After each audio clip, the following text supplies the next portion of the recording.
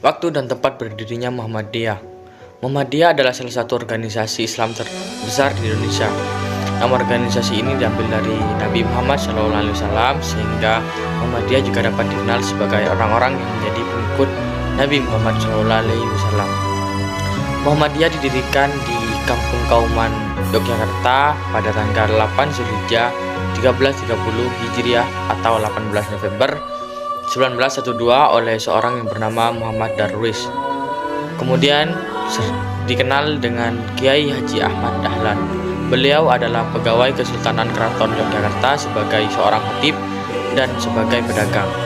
Melihat keadaan umat Islam pada waktu itu dalam keadaan jumud, beku, dan penuh dengan amalan-amalan yang bersifat mistik, beliau tergerak hatinya untuk mengajak mereka kembali kepada ajaran Islam yang sebenarnya berdasarkan Al-Quran dan hadis. Muhammadiyah secara etimologis berarti pengikut Nabi Muhammad karena berasal dari kata Muhammad. Kemudian mendapatkan ya nisbiyah, sedangkan secara terminologi berarti gerakan Islam, dakwah amar ma'ruf nahi mungkar dan tajdid, dan bersumber pada Al-Quran dan As-Sunnah. Berkaitan dengan latar belakang berdirinya Muhammadiyah secara garis besar, faktor penyebabnya adalah pertama, faktor subjektif, yaitu hasil pendalaman Kiai Ahmad Dahlan terhadap Al-Quran dalam menelaah, membahas, dan mengkaji kandungan isinya. Kedua, faktor objektif di mana dapat dilihat secara internal dan eksternal. Secara internal, ketidakmurnian amalan Islam akibat tidak dijadikannya Al-Quran dan As-Sunnah sebagai satu-satunya rujukan oleh sebagian besar umat Islam di Indonesia. Faktor internal dan eksternal. Faktor internal adalah faktor yang berasal dari dalam diri umat Islam sendiri yang tercermin dalam dua hal, yaitu sikap beragama dan sistem pendidikan Islam. Sikap beragama umat Islam saat itu pada umumnya belum dapat dikatakan sebagai sikap beragama yang rasional. Syirik, taklid, dan bid'ah masih menyelubungi kehidupan umat Islam, terutama dalam lingkungan keraton, di mana kebudayaan Hindu telah jauh tertanam. Sikap beragama yang demikian bukanlah terbentuk secara tiba-tiba pada awal abad ke-20 itu, tetapi merupakan warisan yang berakar jauh pada masa terjadinya proses Islamisasi beberapa abad sebelumnya.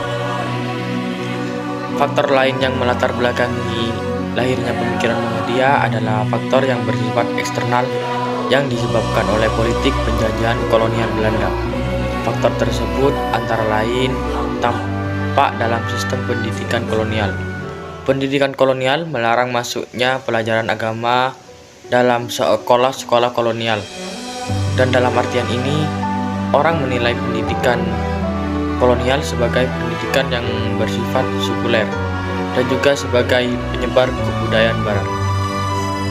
Kiai Haji Ahmad Dahlan di samping berdakwah menyebarkan ajaran Islam, Kiai Haji Ahmad Dahlan juga menjalani profesi sebagai pedagang batik.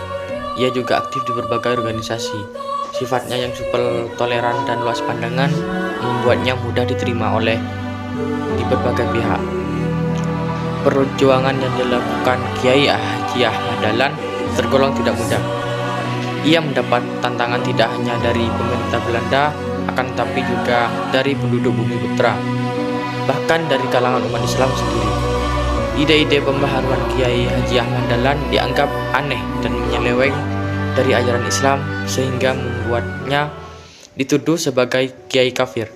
Namun, ia tetap bertahan dan terus berjuang dengan sekuat tenaga hingga Muhammadiyah tetap bertahan hingga hari ini, yang di usianya telah melewati 1 abad.